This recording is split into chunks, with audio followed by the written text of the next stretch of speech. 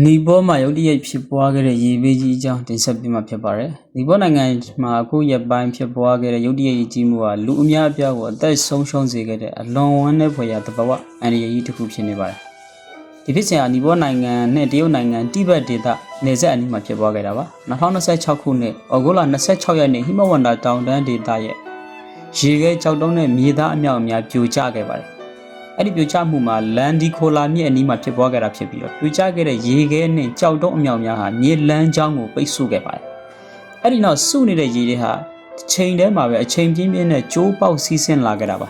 ။ရေတစ်ခုတည်းမဟုတ်ပဲရွှွန့်တွေကြောက်တုံးကြီးတွေနဲ့မြေသားတွေပါရုံနှိုးပြီးတောင်အောက်ဘက်ကိုအလွန်မြန်ဆန်စွာစီးဆင်းလာခဲ့ပါတယ်။ဒီရေစီးကြောင်းဟာနီပေါဘက်ကရာဆူဝါခရိုင်ကိုအဓိကထိခိုက်စေခဲ့တာဖြစ်ပါတယ်။အထူးသဖြင့်နယ်စပ်အနီးကရာဆူဝါဒါကီ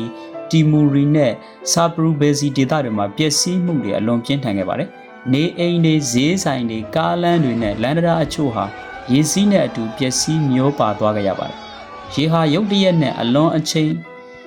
မြန်ဆန်စွာဝင်ရောက်လာခဲ့တာကြောင့်ဒေသခံအချို့နဲ့ခရီးသွားအများအပြားလွတ်မြောက်ဖို့အချိန်မရခဲ့ပါဘူး။တိဘက်ချမ်းမှာတော့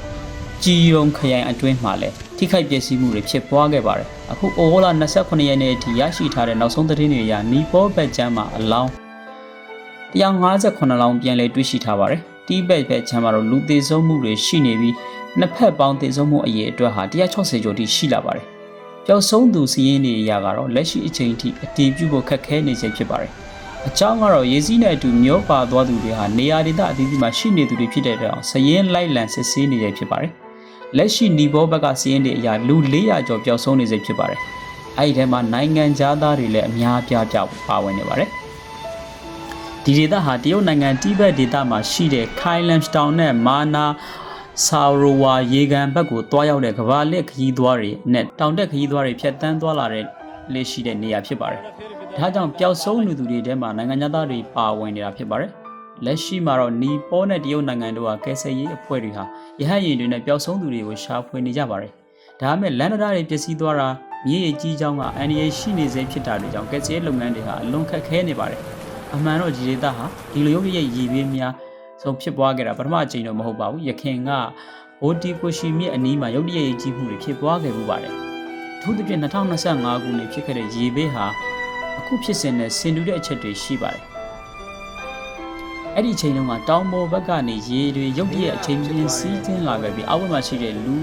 နေဒေသတွေနဲ့အခြေခံအဆောက်အဦတွေကိုထိခိုက်ပျက်စီးစေခဲ့ပါတယ်။ဒါပေမဲ့အခုဖြစ်စဉ်ကတော့ပုံမကြီးမားပါတယ်။တောင်ပေါ်ကရေခဲနဲ့ကြောက်တုံးတွေအမြောက်များပြိုကျပြီးတဲ့နောက်မှာဖြစ်ပေါ်လာတဲ့ရေစီးကြောင်းဟာမိနစ်ပိုင်းအတွင်းမှာပဲအောက်ဘက်ဒေသရှိတွေကိုရောက်ရှိသွားခဲ့တာဖြစ်ပါတယ်။ဒါကြောင့်လူအများပြားဟာကြိုတင်ပြင်ဆင်ချိန်မရခဲ့ပါဘူး။အခုလက်ရှိမှာတော့ကယ်ဆယ်ရေးရှာဖွေရေးလုပ်ငန်းတွေကိုဆက်လက်လှုပ်ဆောင်နေစေဖြစ်ပါတယ်။သေဆုံးသူပျောက်ဆုံးသူစီးရင်ကလည်းထပ်မံပြောင်းလဲလာနိုင်ပါတယ်။နီဘောမှာဖြစ်ပွားခဲ့တဲ့ဒီရေဘေးကြီးကတော့တဘာဝဘေးအန္တရာယ်တွေဟာတခါတရံ